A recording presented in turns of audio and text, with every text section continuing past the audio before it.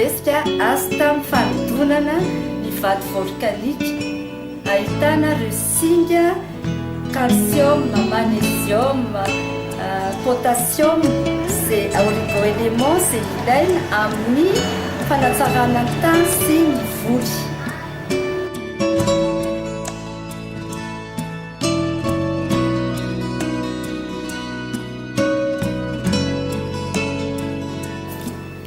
Raha fantatry ny olona aloha dia ataoko voatany faritra Ahitasy Vakinakaratra, nefa araka ny saritany hitantsika io dia misy azy manerana nosy ny andrefana, ny atsinanana, ny atsimo, ny avaratra.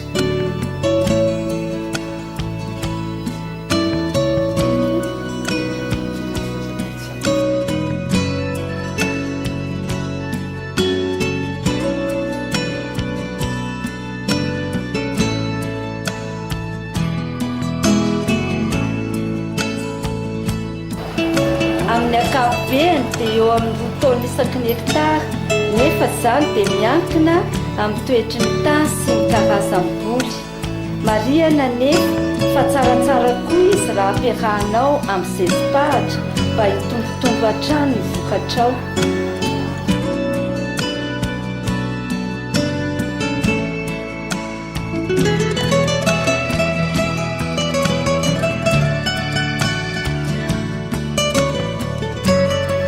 Fanandramana nataonay moa dia mbola tamin'ny vary,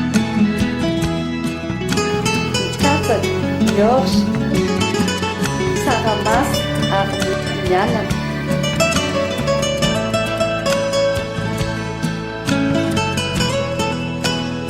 Raha mpitahanako ny tany nasianan'izay io sy ny tsy nasiana dia nitombo be ny vokatra.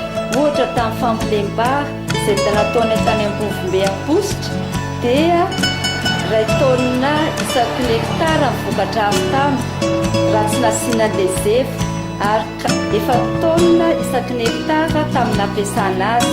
Hitantsika izany fa raha 2 taona lasa 4 taona dia nitombo 2 ka hatramin'ny 3 aveny ny fitombon'ny vokatra.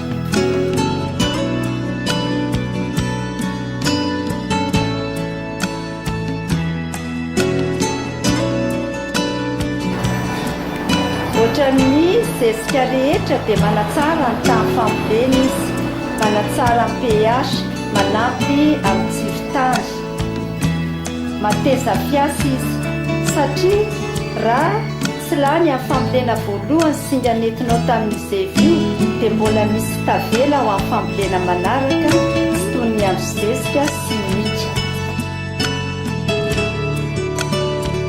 Ohatra ny tany volkanika ve ny tany fambolenao, nampiasana zezika zevo izay vokariny CNRD, Centre National de Recherche Industrielle et Technologique.